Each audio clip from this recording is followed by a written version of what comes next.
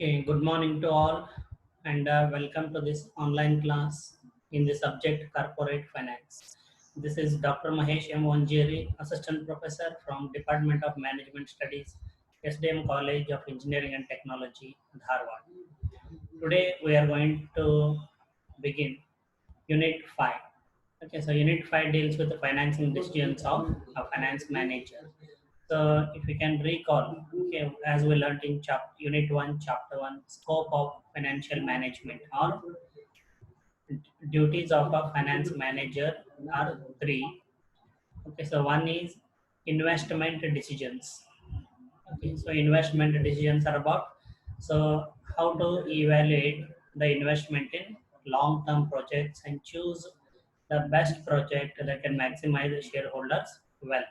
So we learned that in Unit 2, chapter number 9. Then a related chapter we learned in Unit 3, okay, concept and measurement of cost of capital. So how cost of capital acts as a decision criterion in evaluating the capital projects and choosing the best capital project whose return rate of return is higher than the cost of capital. Then third related chapter, that is Unit 4. Okay, we learned in working capital, that is current assets management. I repeat, Unit 4, current assets management. So we learned how to compute what is the working capital and how to compute working capital required to invest in current assets. Okay. Then, okay, we have already covered a chapter from Unit 6 in advance, okay, which deals with dividend decisions. Okay, so which deals with dividend decisions. So how a company makes a decision with respect to payment or non-payment of dividends, and if they decide to make the payment, yeah, what method or what type of dividend they pay, and what are the factors that influence the dividend policy of a firm. Okay, so first duty of the finance manager, investment decisions, then dividend decisions, and the one more duty of the finance manager is financing decisions. See, for the purpose of investment, the company needs to raise finance. In simple words, for the purpose of investing in capital project, the company would require funds. From where and how the company raises capital, okay, is all about financing decisions. So I hope the unit concept is clear first. Okay. So three decisions or three duties of the finance manager. One is investment decisions, financing decisions, and dividend decisions.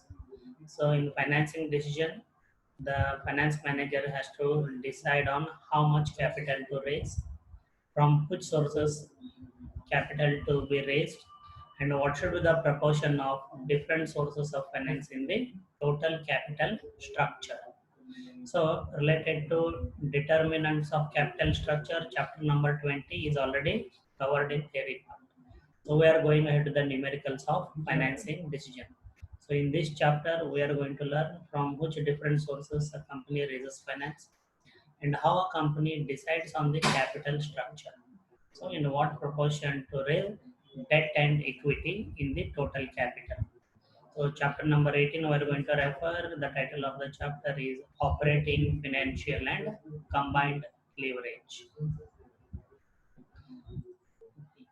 So if you can identify him, okay, so he is a famous scientist, okay, from Europe, Archimedes, okay, so who has made a significant contribution to science.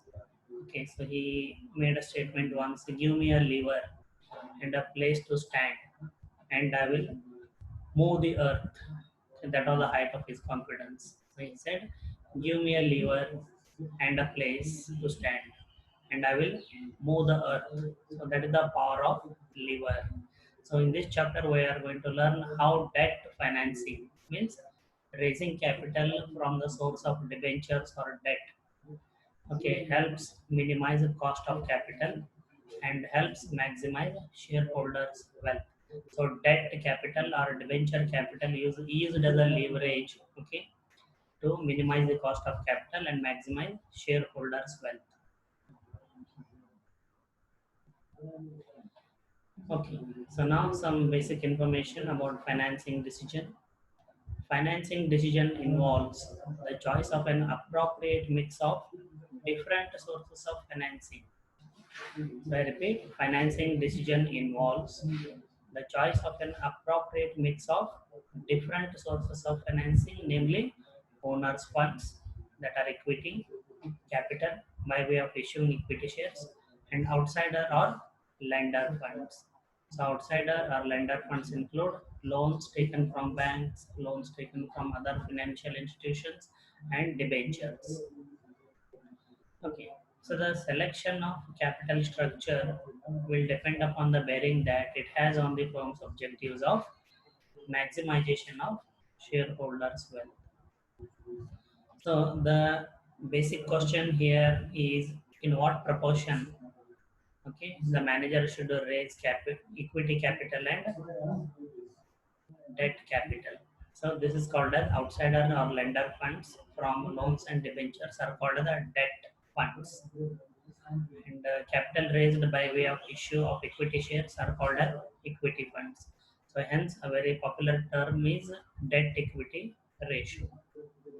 So the finance basic question for the finance manager is to what should be the proportion of debt and equity in the total capital structure. So that depends upon the bearing that it has on the firm's objectives of maximization of shareholders' value. Okay, a financing mix which will lead to maximization of shareholders' wealth as reflected in the market price of the shares is termed as optimum capital structure. So in this chapter, that is what we are going to learn. Okay, so how a company, okay, chooses the best financing plan means the best proportion of debt and equity, okay, which maximizes shareholders' wealth. We are also going to solve some numericals related to this. EBIT, EPS analysis, earnings before interest and taxes, earnings per share analysis. This part involves a comprehensive discussion of important dimensions of the firm. And in towards this, operating, financial, and combined leverage, analyze the relationship between the sources of financing and the value of them. So one needs to establish a relationship between, okay, the different sources of finance and the value of these funds. So operating, financial, and combined leverage help analyze the relationship between the sources of financing and the value of them. This will be illustrated through numerical problems. A firm can make use of different sources of financing whose costs are different. So you can recall Unit 3 cost of capital. We have learned the different sources of finance. Okay, that is specific costs, debt capital or debenture capital, then preference capital by way of issue of preference shares, then equity capital by way of issue of equity shares, retained earnings, and so on. Okay. So a firm can make use of different sources of financing whose costs are different. So in the numericals in cost of capital chapter, you can recall the cost of equity was different, the cost of preference capital was different, and the cost of debt was different. These sources may be for purposes of exposition classified into those which the returns vary. So the employment of an asset or source of funds. So what is the leverage? Now it is defined here in corporate finance context or financial management context. So please pay attention all ears. What is the leverage? The employment of an asset or a source of funds for which the firm has to pay a fixed cost or fixed return is termed as leverage. Say for example, if a company decides to raise capital from equity issue of equity shares as well as issue of debentures. See, the dividend on equity is not mandatory, but where and not fixed also. But whereas the interest on debentures is always fixed. Every year the company has to pay interest at the coupon rate Okay, so that is fixed cost for the company, interest on debentures. So that is how we understand leverage, the employment of an asset or a source of funds for which the company has to pay a fixed cost or fixed return is termed as leverage. So I hope you understood. So I'll repeat the example again. Say while raising capital, a finance manager decides to raise capital from two sources. One is equity shares and another is the debentures. On equity shares, the rate of dividend is not fixed, and also it is not compulsory to pay every year to pay dividend on equity shares. But whereas the debentures carry a coupon rate of interest, for example, 100 rupee debentures, 10% interest. It means every year the company has to pay a fixed cost of 10% interest on the debentures. It is mandatory. So that way, the employment of an asset or source of funds for which the firm has to pay a fixed cost or fixed return is termed as leverage. There are two types of leverages. One is operating leverage. Operating leverage is associated with the investment activities or asset acquisition. So the basic difference you can understand in this slide between operating leverage and financial leverage. So operating leverage is associated with the investment activities or acquisition of assets, whereas financial leverage is associated with the financing activities of the firm. Okay, so this is the first function of finance manager: investment activity or investment decision, and the leverage associated with investment activities is operating leverage. The second duty of the finance manager, financing decisions, if you can recall. Okay, so financial leverage is associated with financing activities of the firm. So I know the basic difference is clear. Anyway, we are going to learn in detail about both the leverages, okay, and also solve numericals on each of them. Okay, so we'll make a beginning to learn the first. Okay, we'll continue with the leverage discussion in common. Operating leverage is determined by the relationship between the firm's sales revenues and its earnings before interest and taxes. I repeat, operating leverage is determined by the relationship between the firm's sales revenues and earnings before interest and taxes. Okay, when we solve the numerical, you will understand how it is determined. And the EBIT are also generally called as operating profits. You need to remember it. And financial leverage represents the relationship between the firm's EBIT, earnings before interest and taxes, and earnings available for ordinary shareholders, which is termed as EPS, earnings per share.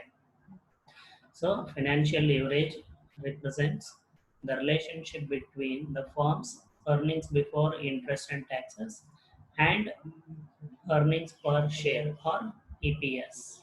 Okay, the same again we are going to learn with the help of numerical.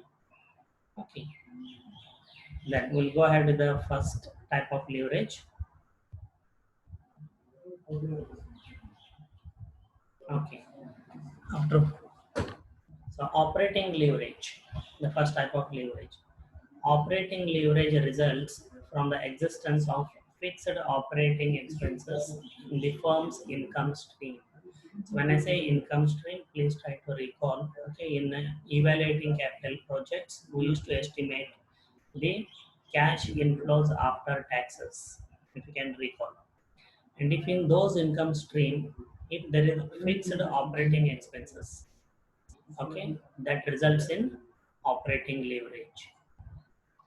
The operating costs fall into three categories. Fixed costs, which do not vary with sales volume. They must be paid regardless of the amount of revenues available. For example, rent of the factory, wages or salaries of the employees, etc. Variable costs, which vary directly with the sales volume. Okay, for example, incentives of the sales representatives. Semi-variable costs, which are partly fixed and partly variable. So, for example, telephone bill. Okay, so there will be some minimum on the telephone bill, and if you use more than the minimum, okay, so you need to pay the additional charges.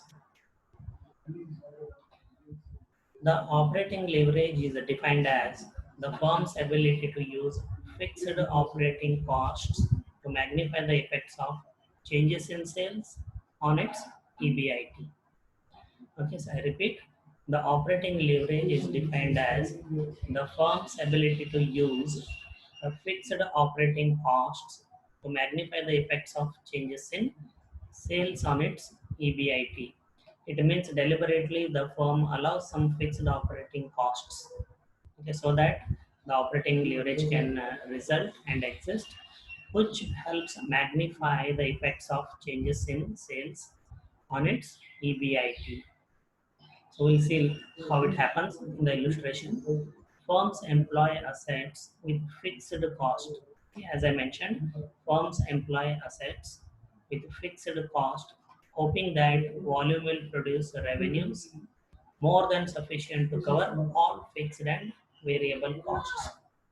Firms employ assets with fixed cost, hoping that volume will produce revenues more than sufficient to cover all fixed and variable costs. In other words, with fixed costs, the percentage change in profits accompanying a change in volume is greater than the percentage change in volume.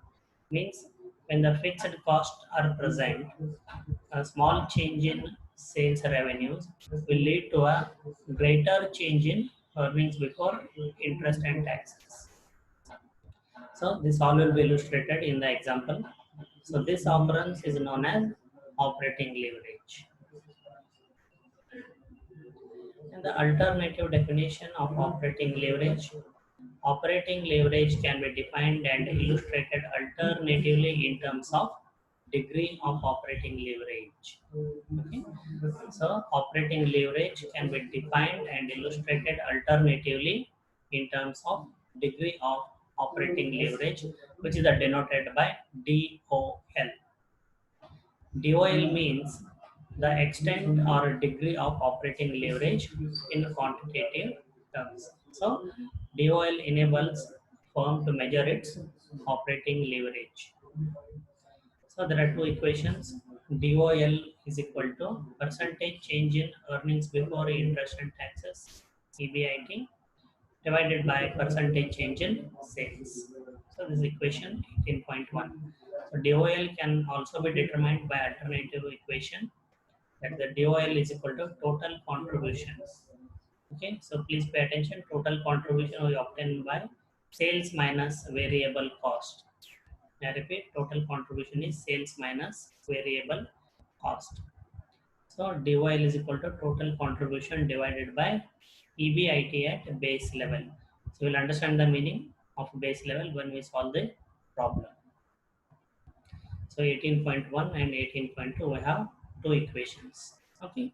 So now I'm going to pause, and if you have any doubts, you can ask me. Smaller one, because when I solve the numerical problem related to operating leverage, okay, so all your doubts will be clarified, and whatever we have discussed in this part, it will be illustrated actually. Okay.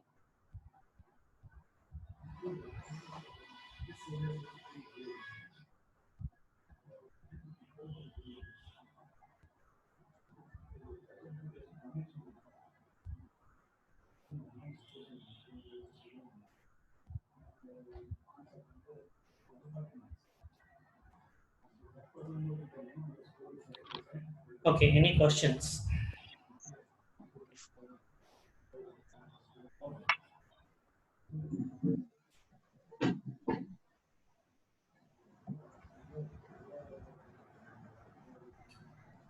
Yes. Any student having a question?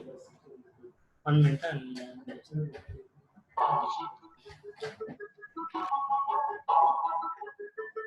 Hey guys, I'm Parth Jani. I'm a CEO and business student. Let's start with this part. Pros of family run business. Number one, you are allowed to do some mistakes. Okay, what do I mean that you have less time with your family? And Akshay, you know that Akshay Pujari. And therefore, you can make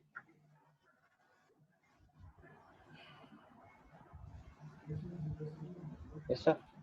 Yeah, no, there was a noise from your end. Yes. Sorry, sir. It's okay. Okay, so no questions. Are you sure? So I have one Yes. question. Yeah.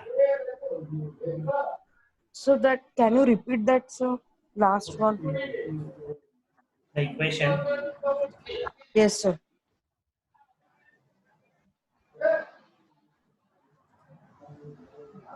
This equation. Hello. Yes, sir. This equation, there are two equations. Percentage change in earnings before interest and taxes means, okay, there will be a base level of sales in the examination. Sorry, in the problem, there will be a base level of sales. Say, for example, 1,000 rupees sales, and you will be given a situation. Case one, if the sales drop to 500, and case two, if the sales increase to 1,500. Got it? So what will be the change? You have to calculate the EBIT in both the cases, and the difference in the EBIT is the change in EBIT. Same way. Okay, see, somebody's mic is on. Okay. So who is not asking the question? Kindly mute your audio. Very loud noise is coming. Okay, so similarly, okay, so base level of sales is 1,000 rupees. Case one, if the sales drop to 500 rupees. Case two, if the sales increase to 1,500 rupees. So what is the percentage increase or decrease in sales? It is actually 50% in my oral example. So this all will be illustrated. Okay. For the time being, is it okay? Hello. Yeah, who was asking the question? Is it okay? Yes, I got, sir. Anyway, Yes, sir. Thank you, sir. welcome. We are doing it right now.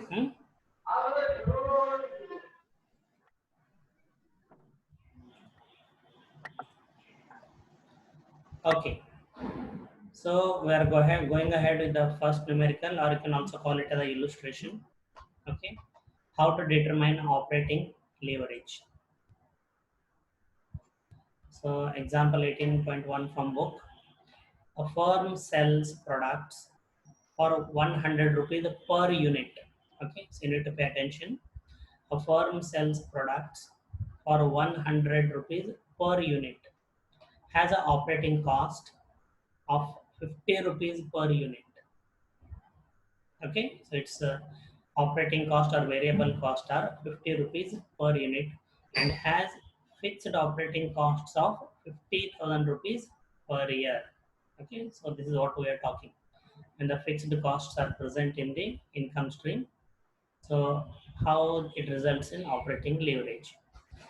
Show the various levels of EBIT. EBIT means earnings before interest and taxes, that would result from the sale of 1,000 units, 2,000 units, and 3,000 units.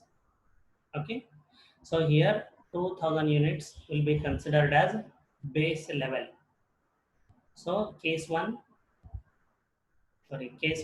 increase of the sales to 3,000 units.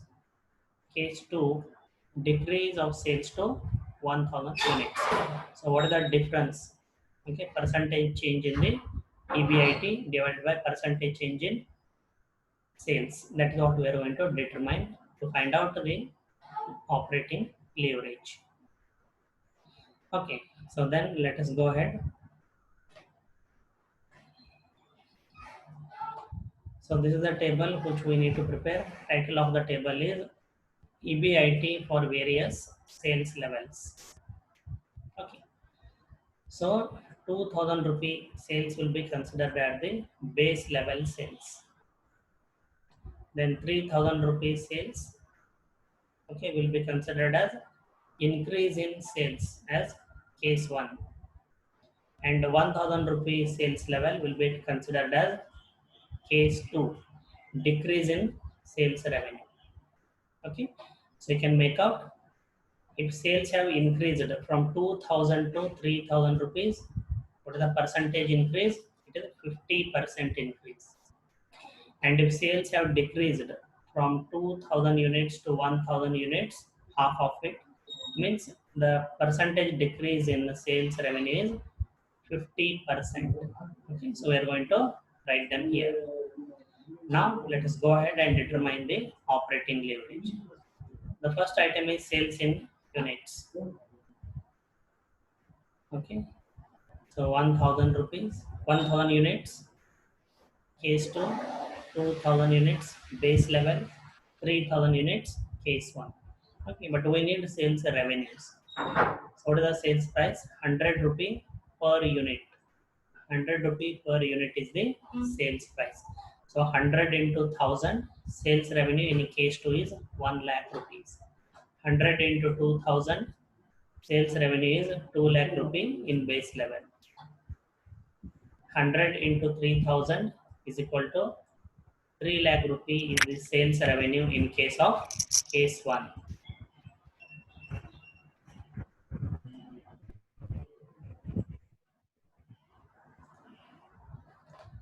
Then next step, less variable cost or operating cost. So they have given the variable cost or operating cost are 50 rupees per unit. Okay, so 50 into 1000, 50,000 rupees variable cost in case 2, 50 into 2000, 1 lakh rupee variable cost at base level, 50 into 3000 units, 1,50,000 rupees the variable cost in case 1. So the difference 1 lakh minus 50,000 is equal to 50,000. This is the contribution. 2 lakh minus 1 lakh. 1 lakh is the contribution at base level. 3 lakh minus 1,50,000 is 1,50,000 is the contribution in case 1. So less fixed operating cost, 50,000 rupees in each case it is. So 50,000, 50,000 and 50,000 it is mentioned. Fixed operating costs are 50,000 per year. It is same in all the cases. Whether the sales increase or decrease, fixed costs are going to remain same.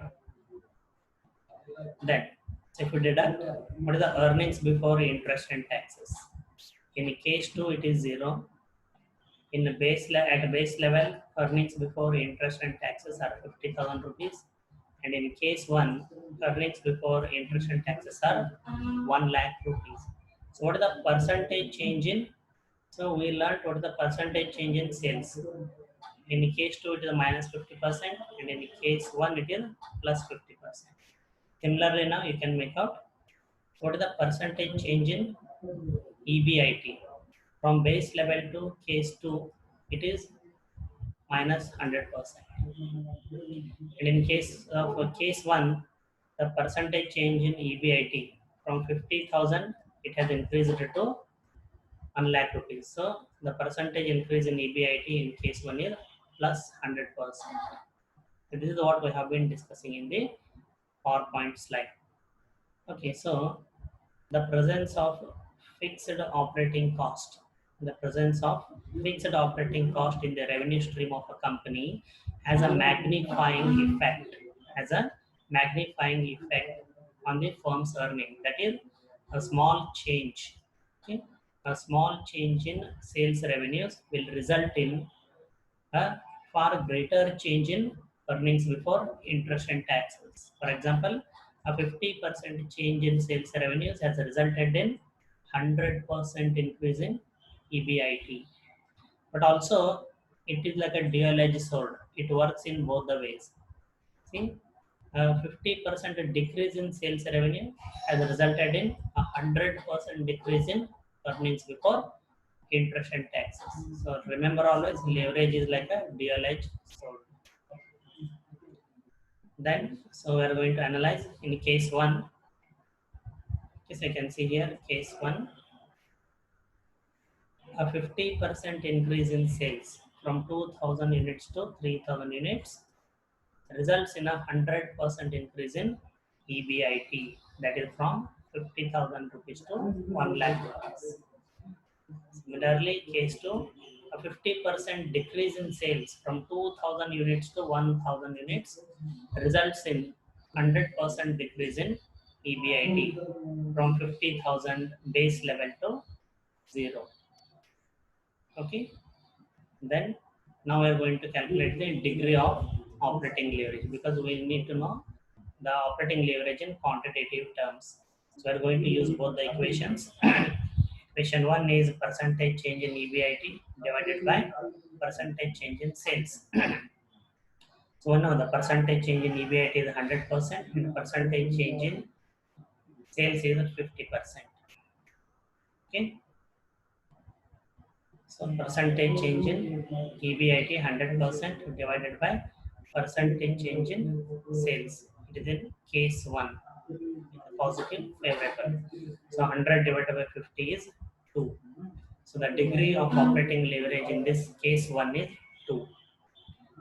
You can also use the alternate equation, total contribution divided by EBIT at base level. Okay, so total contribution is 1 lakh at the base level. Okay, and EBIT at base level is 50,000 rupees. So accordingly, DOL, degree of operating leverage. Okay, so that is contribution. Contribution at the base level is 1 lakh rupees divided by EBIT at the base level is 50,000 rupees is equal to 2. So it will be same, because we are only changing the equations.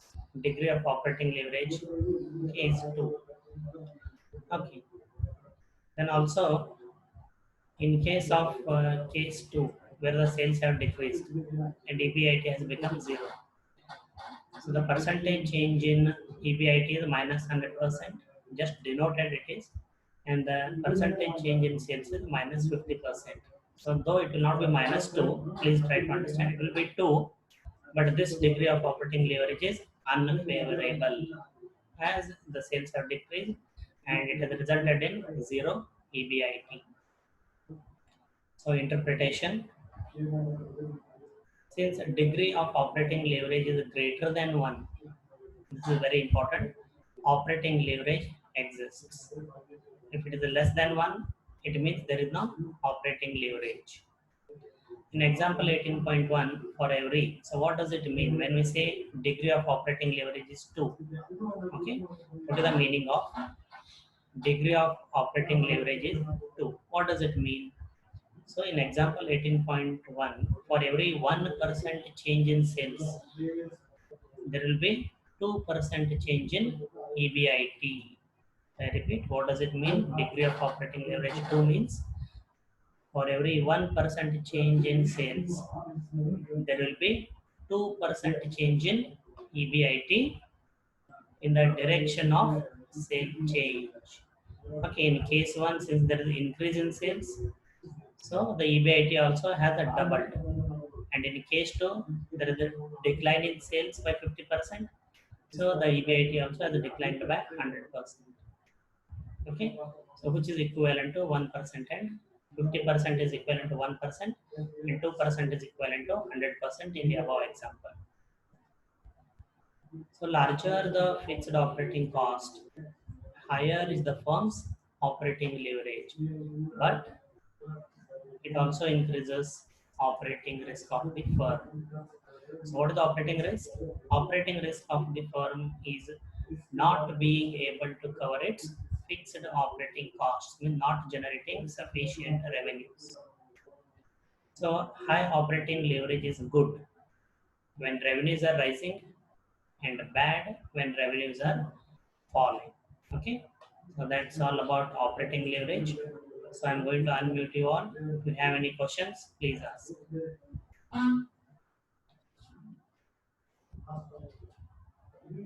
So any questions from students after the illustration? The illustration is exactly okay according to the discussion. Sir, I have one doubt, sir. Yes. One doubt. Sir, for that base, we have to take 2000 only, or we can take No, any no, one of them. no, no. It is an illustration. You cannot take it as other value. Middle value you have to take it as a base. Okay. Like what if it comes like for this 1000, 2000, 3000 and 4000 No, and no, like how no, no. See, it is an illustration. Okay. So if you give 4 levels, how will you get the base level? but then in like what if in exam it comes like that I am asking sir No, like no. whether it will not In exam, it will not come. 4 levels will not okay. come. Hmm? Okay. And that is the first thing. And also, what we need to know is, say if a company has 4 estimations, these are called estimations, 4 estimations. In Yes, sir. reality, a company will already have its present level of sales. Yes or no?